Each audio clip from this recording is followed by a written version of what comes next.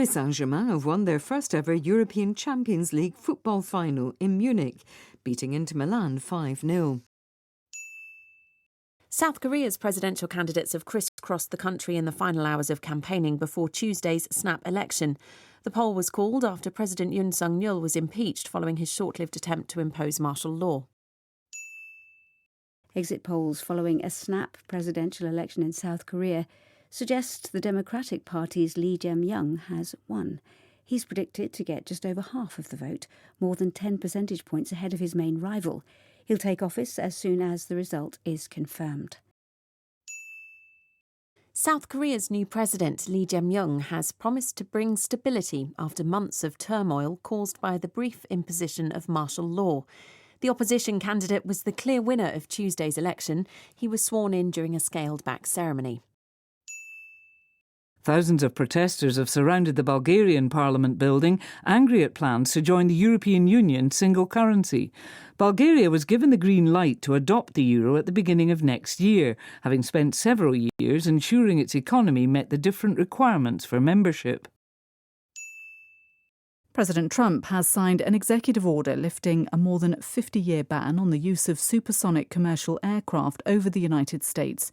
The White House said advances in engineering and noise reduction made supersonic flight safe and commercially viable. US and Chinese officials are meeting in London for talks aimed at diffusing their high-stakes trade dispute. Restrictions imposed by Washington and Beijing are hurting both economies.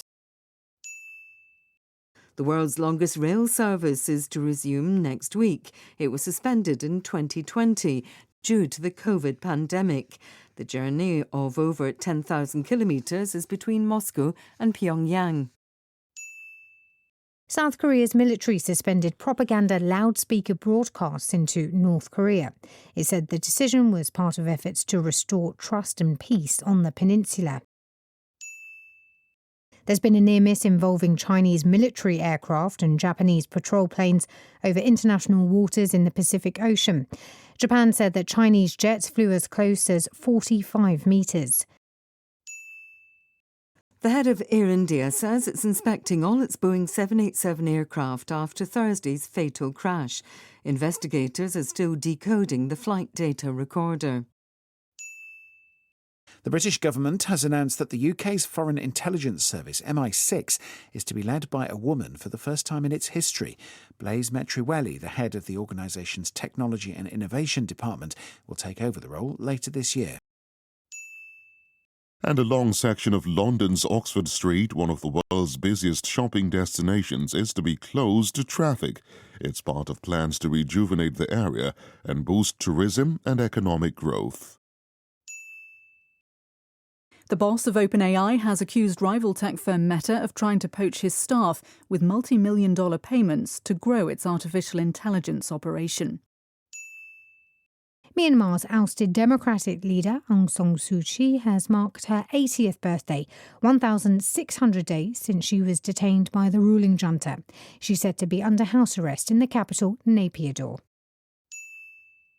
All members of the hugely successful South Korean boy band BTS have completed mandatory military service, clearing the way for the group to be reunited. The seventh and final member was discharged from alternative social service duties. The Israeli military says it has deployed 20 fighter jets to attack several Iranian cities, including the capital Tehran. The airstrikes targeted missile storage and launch facilities, as well as radar and satellite systems across Iran. The parent company of Donald Trump's Truth social media platform is to buy back $400 million worth of its shares. The Trump Media and Technology Group, which has lost around 46% of its value this year, said the move would improve its financial flexibility. Japan says its first missile test on home soil was necessary because it faces a severe security environment. The short-range missile was fired towards the Pacific from a training ground in Hokkaido. North Korea has inaugurated a large beach resort on its east coast, hoping to attract foreign tourists. State media said the ceremony of the Galma resort in the city of Wonsan was held with splendour. President Trump has said he's breaking off all trade discussions with Canada in retaliation for Ottawa's plans to enforce a new digital tax. It's predicted to cost giant tech companies like Google and Amazon more than $7 billion over the next 5 years. 시청해 주셔서 감사합니다. 다음 시간에 뵙겠습니다.